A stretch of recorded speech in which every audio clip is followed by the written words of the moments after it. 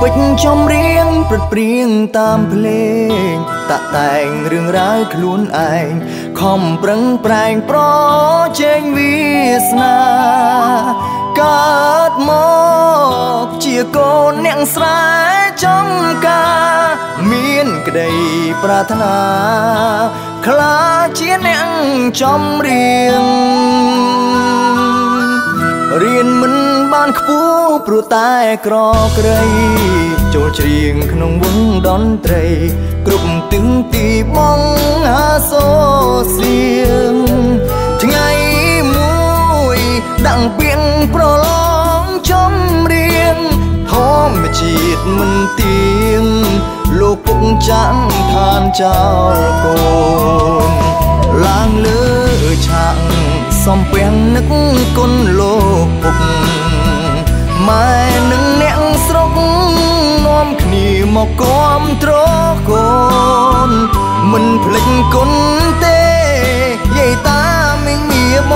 ងប្អូនអង្គាប្រាំងកាំងផ្ទាល់ខ្លួនឲ្យខ្ញុំដល់វាំងចុងក្រោយ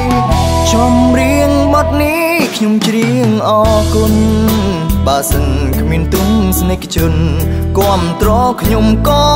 គ្មានខ្ញុំឡើយពេលនេះខ្ញុំជាប់ជ័យលីភីហើយចំរៀងច្រៀងល្វើយល្វើយអោបងប្អូនអើយសូមផ្ញើខ្លួនផង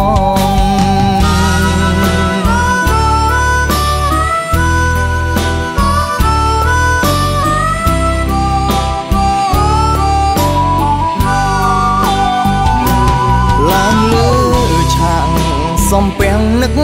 គុណលោកពុកម៉ែនឹងអ្នកស្រុកនាំគ្នាមកគាំទ្រកូនមិនភ្លេចគុណទេយាយតាមីងមាបងប្អូនអង្គាប្រាំងកាំងផ្ទាល់ខ្លួនឲ្យខ្ញុំដល់វាំងចុងក្រោយចំរៀងបទនេះខ្ញុំច្រៀងអរគុណបើសិនគ្មានទុំស្នេហ៍ជនគាំទ្រខ្ញុំក៏គ្មានខ្ញុំឡើយពេលនេះខ្ញុំជាប់ជ័យលីភីហើយចំរៀងច្រៀងល្វើយល្វើយអោបងប្អូនអើយសូមផ្ញើ